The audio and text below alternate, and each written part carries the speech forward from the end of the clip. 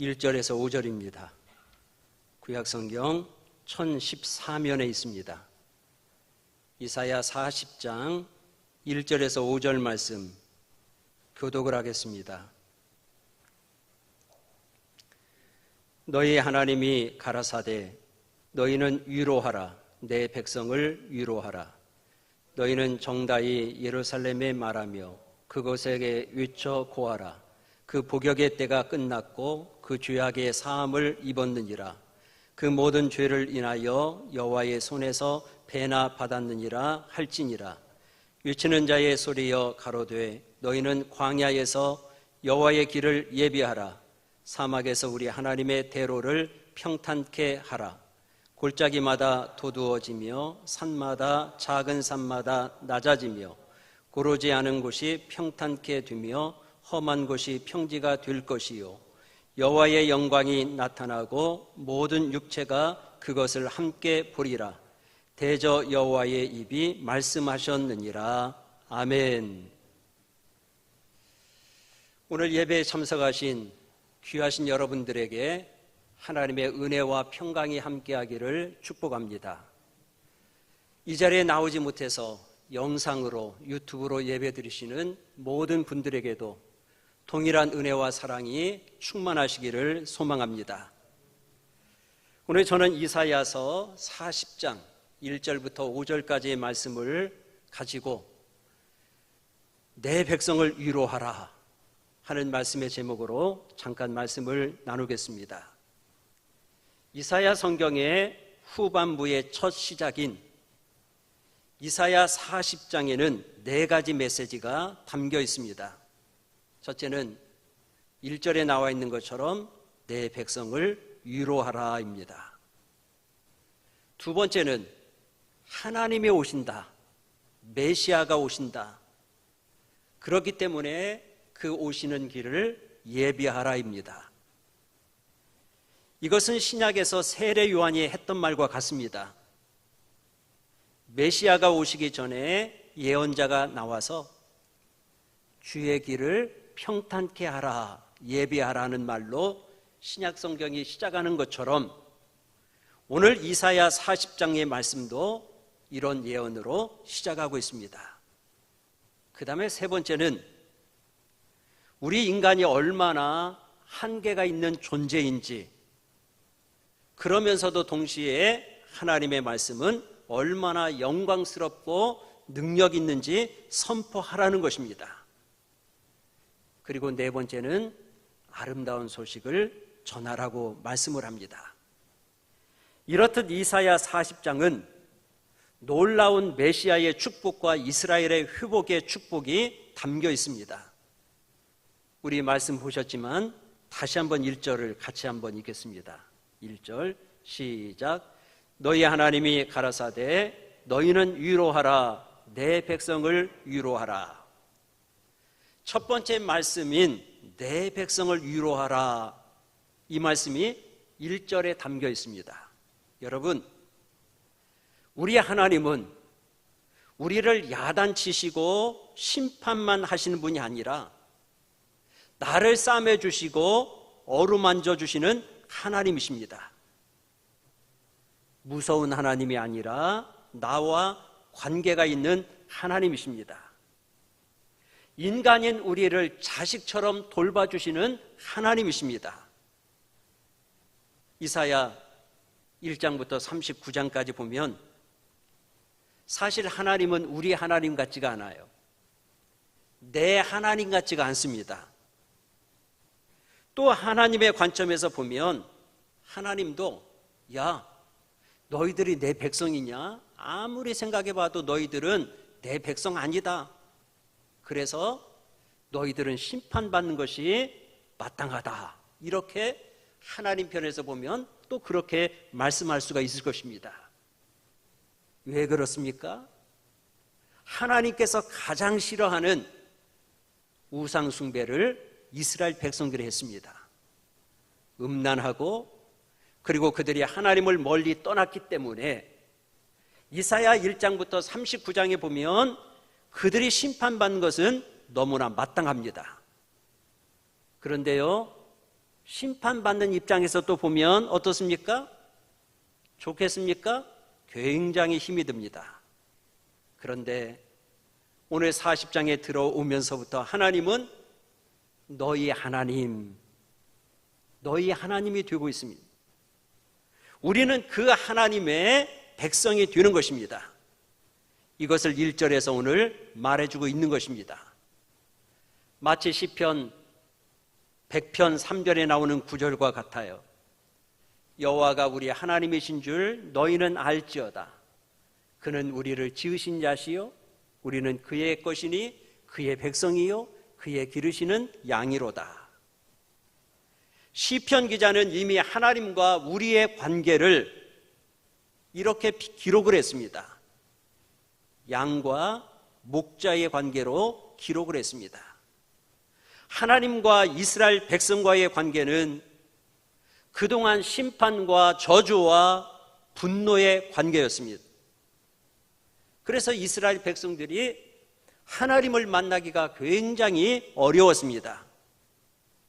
그런데 이제 그런 것들이 다 청산되었습니다. 회복되고 하나가 되어지는 관계로 나가게 되었다는 것입니다. 그래서 하나님은 이런 기쁜 소식을 빨리 백성들에게 전하라고 말씀하십니다. 이스라엘 백성들이 포로에 지치고 경제적으로, 정치적으로, 사회적으로 희망이 없어졌는데 이렇게 절망하고 희망이 없는 백성들에게 너희들이 빨리 찾아가서 하나님은 너희 하나님이시고 이스라엘은 내 백성이다 하는 사실을 전하고 위로해 주라고 하는 말씀인 것입니다. 이렇게 이사야 40장이 시작되고 있습니다. 하나님께서는 메시지를 전할 때 염두에 두어야 될 3가지가 있다고 말씀하는데, 첫째는 이런 말씀을 빨리 가서, 속히 가서 전하라는 것입니다. 오늘 1절에 보면 위로하라 하는 말을 2번이나 썼어요. 강조하기 위해서 그런 것입니다. 아주 중요하니까 빨리 가서 그렇게 전하라는 것입니다. 하나님께서 우리에게 주시는 이 구원의 메시지, 축복의 메시지, 회복의 메시지는 너무나도 급하고 중요하고 그렇기 때문에 빨리 전해야 하는 것입니다. 2번째는 정다이 예루살렘에 말하고 그랬어요. 정다이 말한다고 하는 뜻은 마음에 와 닿도록 말하는 것입니다. 그냥 무관심하게 감정을 섞지 않고 메시지를 전하기도 합니다. 메시지를 전하기는 전하는데 관심이 없는 거예요. 메시지를 전하는 사람과 메시지를 받는 사람이 아무런 상관이 없는 것입니다. 또 어떤 사람들은 불편한 감정으로 메시지를 전하기도 합니다. 구약의 요나 같은 사람이 그랬어요. 요나는 니느웨 성에 가서 하나님의 말씀을 전하는 것을 불편해했습니다. 혼나고 나서야 그는 메시지를 전하게 되었지요. 하나님께서는 바로 이런 태도로 메시지를 전하지 말라고 말씀하십니다. 사랑하는 여러분, 요즘에 우리는 너무나도 전도하기 힘든 시대를 살아가고 있습니다. 어떤 분은 그런 말씀을 해요. 예수 믿는 것이 내가 부끄럽다고. 지난 주간에 들은 말씀이에요. 예수 믿는 게 부끄럽대요. 그런데 그런 사람이 어떤 마음을 가지고 내가 믿은 예수님이 구원주이시고 생명의 주님이시니까 이분을 믿으라고 말할 수 있겠습니까? 너무나도 전도하기 사실 힘든 시대지 않습니까? 그렇다고 해서 우리가 이 하나님의 말씀을 전하는 것, 전도하는 것을 포기해야 될까요? 그럴 수는 없습니다. 내 가족에게 복음을 전하든 내 친구에게 말씀을 전하든 아니면 내 이웃 사람들에게 하나님의 복음을 전하든 간에 무관심하게 전하지 말고 그 사람들의 마음에 닿도록 정답게 진심으로 메시지를 전해야 한다는 것입니다. 세 번째는 큰 소리로 외치라고 그랬어요. 모든 사람이 다 듣도록 전하라는 것입니다. 그냥 웅얼웅얼 이렇게 전하면 많은 사람들이 그거 알아듣기가 얼마나 힘이 들겠습니까? 바로 옆에 있는 사람은 들릴 수 있겠지만 조금 멀리 있는 사람은 알아듣기가 힘이 들 것입니다. 하나님께서 이 메시지를 모든 사람들이 다 알아들을 수 있도록 외치라고 말씀하십니다. 여기 1절에 위로하라 하는 내용은 크게 두 가지인데, 첫째는 복역의 때가 이제 끝났다. 그리고 죄악이 사함을 받았다는 것입니다. 이 메시지를 희망을 잃고 공포와 절망 중에 있는 내 백성에게 전하라고 말씀했습니다. 여기 복역의 때가 끝났다고 했지 않습니까? 이 말은 심판의 때가 이제 끝났다는 거예요. 이 땅에서 고달프고 외롭고 힘든 포로 생활이 끝났다는 것입니다. 마치 죄수가 교도소에서 언도된 형을 사는 것과 같아요. 형량을 다 마치면 교도소에서 나가야 되잖아요. 오랫동안 교도소 생활을 하다 보니까 이제 적응을 잘해서 내가 계속해서 교도소에서 살겠습니다 한다고 해서 되는 게 아니에요. 이처럼 하나님으로부터 받은 심판의 형기가 다 끝났다는 것입니다. 더 이상 하나님의 심판과 진노와 거기에 서 있지 않고 이제는 자유의 몸이라고 하는 사실을 빨리 이스라엘 백성들에게 가서 전해주라는 것입니다. 괌에는 요코이라고 하는 동굴이 있다고 합니다. 2차 세계대전이 끝났다고 하는 소식을 듣지 못해서 1972년 한 주민에게 발견되기까지 28년 동안이나 숨어 살았던 요코이라고 하는 사람의 이름이 붙은 동굴입니다. 전쟁이 끝났는데 요코이는 그 소식을 듣지 못해서 공포와 죽음과 도피의 생활을 동굴에서 계속 했다는 것입니다. 그 사람이 동굴에서 나오기만 하면 자유라고 하는 것을 알 수 있었을 텐데 말입니다. 마찬가지로 하나님께서는 예수 그리스도로 말미암아 마귀와 죄와 세상과 저주로부터 억압된 우리 인생이 풀렸다고 말씀하십니다. 그런데 이 사실을 알려주라는 거예요. 이 사실을 알려주라고 하는 말씀이 오늘 이사야 40장에 나타난 첫 번째 메시지인 것입니다. 두 번째는 이미 너는 죄를 다 용서받았다 하는 선언인 것입니다. 여러분, 저와 여러분들은 예수님으로 말미암아 죄의 용서함을 다 받았음에도 불구하고 계속 죄의 의식 속에 있을 때가 있습니다. 왜냐? 죄의 사함을 받았다고 하는 메시지를 믿지 않기 때문에 그래요. 여러분들의 질병은 이미 치유된 줄로 믿습니다. 그런데 믿지 않아요. 우리의 죄는 여러분 이미 용서받았어요. 하지만 많은 사람들이 그것을 믿지 않는 데 문제가 있다는 것입니다. 우리는 이제 의롭게 되었습니다. 자유의 몸이 되었습니다. 복음은 계속해서 이것을 선포하고 있지만 우리는 우리의 문화, 습관, 그동안 받아온 상처 때문에 이런 것들을 잘 믿으려고 하지 않고 있다고 하는 것입니다.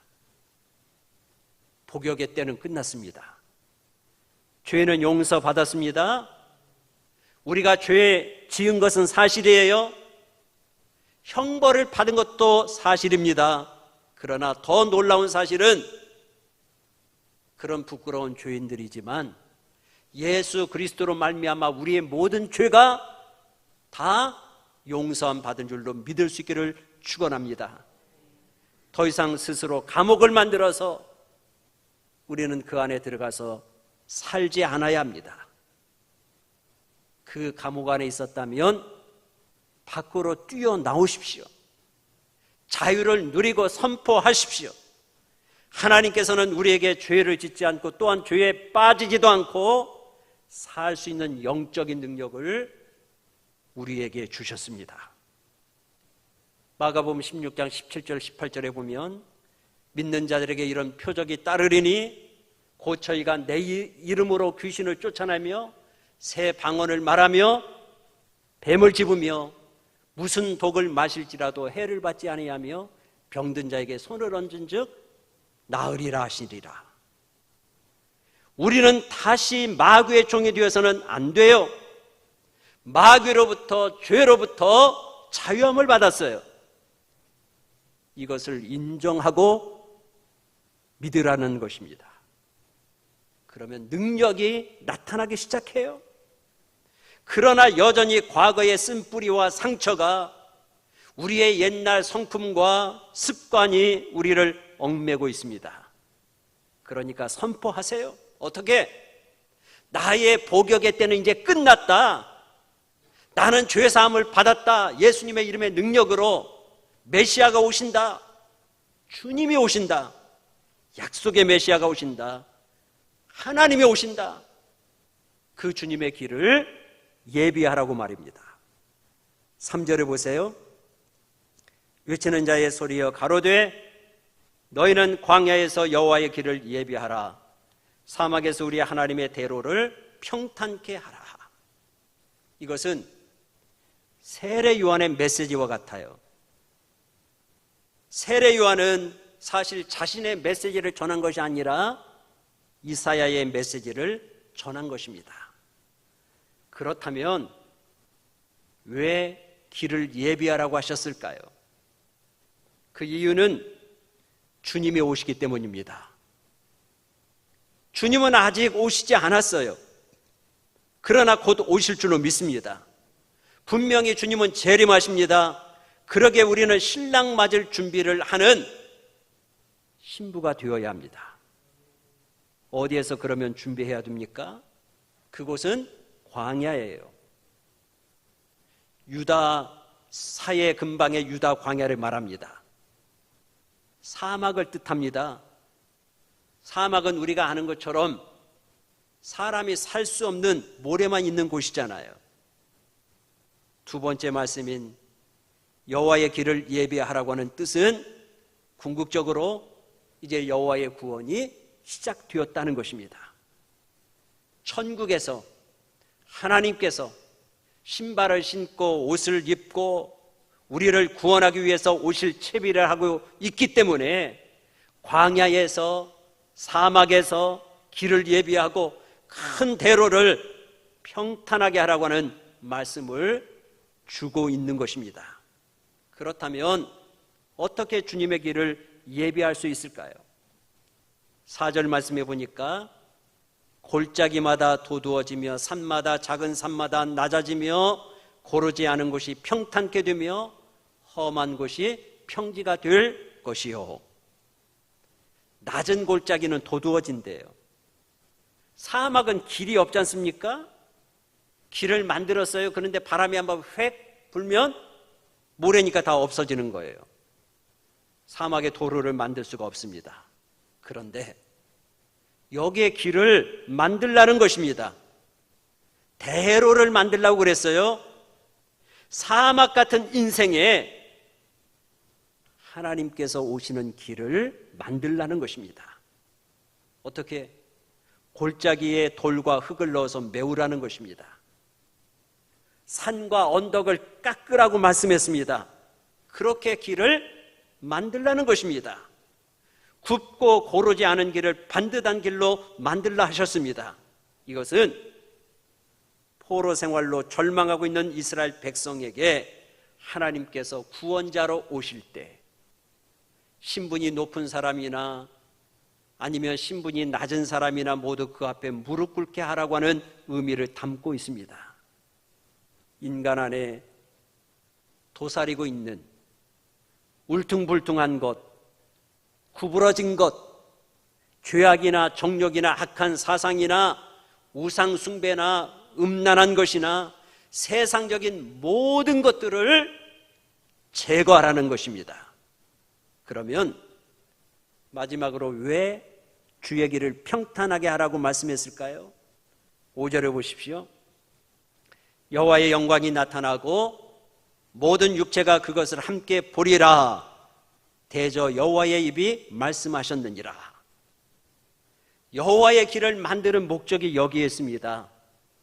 낮은 골짜기는 높게 만들고 높은 산은 낮게 만들고 모든 교만과 이기심과 탐욕을 다 꺾어버리고 주의 길을 예비하는 목적은 여호와 하나님의 영광이 나타나게 하기 위해서라는 것입니다.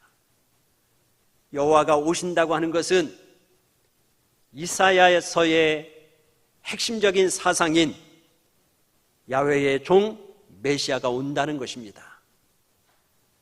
그가 오시면, 그분이 오시면 모든 질곡과 고통과 죽음과 심판에서 우리를 자유하게 하실 줄로 믿습니다. 그래서 주의 길을 예비하라는 거예요. 예수 그리스도가 우리 안에 들어오실 수 있도록 우리 안에 큰 길을 만들라는 것입니다. 모든 사상을 부수고 모든 습관을 버리고 메시아 예수 그리스도가 들어오실 수 있도록 길을 만들라는 것입니다. 그래서 그분이 오시면 하나님의 영광이 드러납니다. 또한 모든 육체가 하나님의 영광을 보게 된다고 말씀했습니다. 여호와의 영광이 이스라엘 백성에게 나타날 뿐만 아니라 모든 이방인들에게도 드러나는 것입니다. 여러분, 얼마나 놀라운 말씀입니까? 저는 우리들의 마음속에 이런 동일한 흥분과 감동과 기적과 능력이 나타나기를 간절히 기도합니다. 저와 여러분들의 신앙생활이 세상 속에서 태풍이 불고 폭풍이 치고 전쟁이 일어나고 지진이 일어나고 코로나로 인해서 많이 걱정과 불안함과 두려움이 있지만 주의 은혜 가운데 흔들리지 않기를 바랍니다. 주님이 다시 오심을 대망하면서 승리하는 크리스천이 될 수 있기를 간절히 소망하며 기도합니다. 찬송 드리겠습니다.